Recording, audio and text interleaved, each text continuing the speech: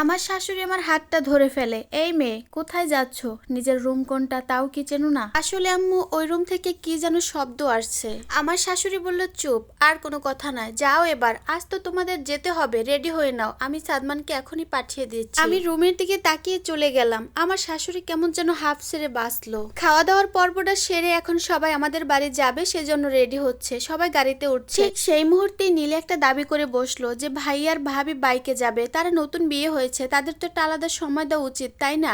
ঠিক তার সাথে আমার শ্বশুর মানে সাদমান চৌধুরী একমত পোষণ করলো। আর এইদিকে সাদমান নীলার দিকে অগ্নিদৃষ্টি নিক্ষেপ করলো, সাথে সাথে নীলা আরেক দিকে তাকালো। তারপর নীলা বলল আমি ঠিক বলছি তো? সবাই ওর সাথে হ্যাঁ সূচক সম্মতি দিল। তারপর এক পর্যায়ে বাধ্য হয়ে আমি আর সাদমান বাইকে গেলাম। পৌঁছতে পৌঁছতে রাত হয়ে গেল। আমাদের বাড়িটা একদম গ্রামের ভিতরে। আমার মা চাচিরা তো সবাই অপেক্ষা করছে, নতুন জামাই আসবে, তাকে বরণ করবে, কত আদর আপ্যায়ন করবে, কিন্তু সে তো এইসবে একদমই বিরক্ত, কারণ ওই পরিবেশের সাথে সে একদমই খাপ খাইয়ে নিতে পারছে না। কিন্তু আমার রুমটা ছিল একদম সাজানো গুছানো। আমি এক কাপ কফি নিয়ে আমার রুমে প্রবেশ করলাম। এমন সময় দেখলাম সাদমান কার সাথে যেন ভিডিও কলে কথা বলছে, তাই আমি আর তার সাথে কথা বাড়ালাম না। পরের দিন সকালবেলা সাদমানের মা মানে আমার শাশুড়ি অনেকক্ষণ ধরে দরজায় নক করলো, কিন্তু ভেতর থেকে কোনো সাড়া শব্দ পেল না। এরপর সাদমানের নাম্বারে ডায়াল করলো। কিছুক্ষণ পর সাদমান রিসিভ করলো। মম, ঘুমাচ্ছি তো, ডিস্টার্ব করছো কেন? তারপর আমার শাশুড়ি বলতেছে যে তুমি ঘুমাও, সমস্যা নেই, কিন্তু সে তো বাড়ির বউ, সে এত বেলা ঘুমাচ্ছে, তার কি কোনো কমন সেন্স নেই?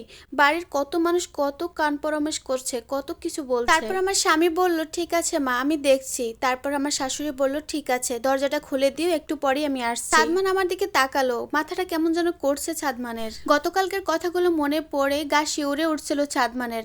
তারপর সে আমার বাহু দুটো ধরে আমাকে অনেকক্ষণ ঝাঁকালো, কিন্তু আমি উঠলাম না। সাদমান উঠে গিয়ে গ্লাসে পানি আনলো, কিছুটা পানি আমার মুখের দিকে ছুড়ে দিল। তারপর আমার চোখ দুটো কেমন যেন একটু নড়ে উঠলো, সে আবারও পানি দিল। তারপর আমি চোখ মিলিয়ে দেখি আমার সামনের মানুষটা, তাকে দেখে আমি খুব ভয় পেয়ে গেলাম। তখনই আমি ভাবলাম খাইছে, না জানি আজকে আবার কোন ক্ষতি করে। তারপর সে আর কোনো বিষয় না বাড়িয়ে সে ওয়াশরুমে চলে গেল। তারপর আমি উঠে দাঁড়ালাম, পায়ে একদম শক্তি না বললেই চলে। তারপর ঘুরে ঘুরে ব্যাগটা পর্যন্ত গেলাম, গিয়ে একটা সবুজ রঙের 3 পিস বের করলাম। এরপর আমি রুমের দিকে আসবো, ঠিক তখনই দেখলাম আমার শাশুড়ি মানে সানজিদা চৌধুরী। সে বলল কি ব্যাপার, এখনো গোসল করনি?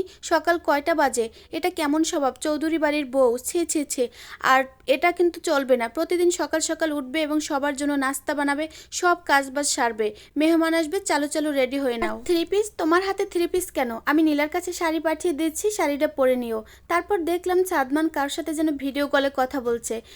ওদিকে কেমন একটা মেইলি শব্দ শুনতে পেলাম আমি। আমাকে দেখেই সাদমান ফোনটা কেটে দেয়। তারপর আমি কফিটা দিয়ে চলে আসবো, ঠিক সেই মুহূর্তে সে আমার হাতটা ধরে ফেলে, এক টানে আমাকে তার বুকের সাথে মিশিয়ে নেয়। আমি কিছুটা বিরক্ত বোধ করছি, তবে মুখে স্বীকার করিনি। তারপর আমি বললাম কি বলবেন বলুন। তখন সাদমান আমাকে বলল তুমি কি পড়াশোনা করতে চাও? মুখে এই কথাটা শুনে আমার চোখ তো জল জল করে উঠলো। আমি বললাম পড়াশোনা?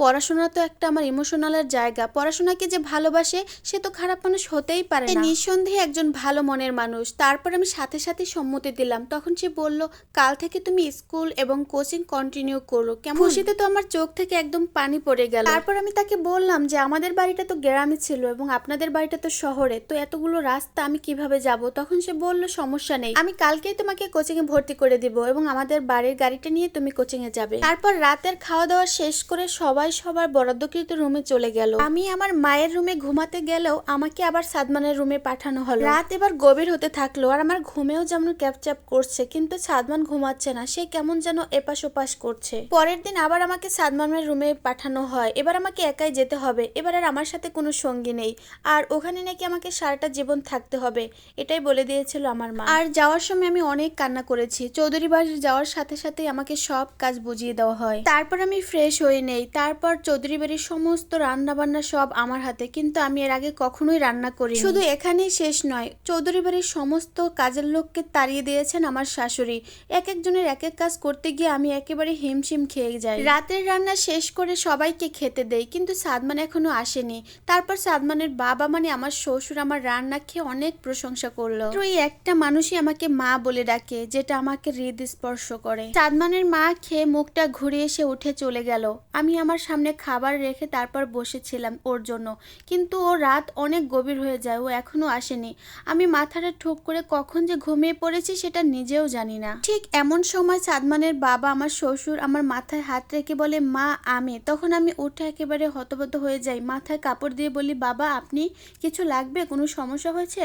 তখন আমার শ্বশুর বলে, না কিছু লাগবে না, তবে তোমার জন্য একটা সারপ্রাইজ আছে। আমি বললাম, সারপ্রাইজ? কিসের সারপ্রাইজ আব্বু? তখন আমার শ্বশুর পেছন থেকে হাতটা সামনে এনে বক্স সহ একটা ফোন আমার সামনে তুলে ধরে। আমি বললাম, ফোন? তো ফোন দিয়ে আমি কি করব আব্বু? তখন সে বলল, ফোন দিয়ে কি করবে মানে? এই যে সাদমানের জন্য এতটা রাত তুমি অপেক্ষা করতেছো, যদি তোমার কাছে ফোন থাকতো তাহলে তো তুমি ফোন করে জেনে নিতে পারতে, তাই না? তখন বললাম, তা পারতাম, তবে ফোন তো আমি চালাতে পারি না, তবে এটা কিভাবে সেটিং করে কি করে আমি এসব কিছুই জানি না। তখন আমার শ্বশুর বলল, এটা নিয়ে তুমি কোনো চিন্তা করো না, আমি সব কিছু তোমাকে ঠিকঠাক করে দিচ্ছি। তারপর আমার শ্বশুর সব কিছু সেট আপ করে আমার হাতে ফোনটা তুলে দিল, বেসিক সবকিছুই আমাকে শিখিয়ে দিল। তারপর সাদমানের নাম্বারটাও সেভ করে দিল। আর উপর থেকে আমাদের এরকম বাবা মেয়ের ভালোবাসার খুনসুটি দেখে একদম জ্বলে পুড়ে ঝাপসে যাচ্ছেন মিসেস সানজিদা, মানে আমার শাশুড়ি।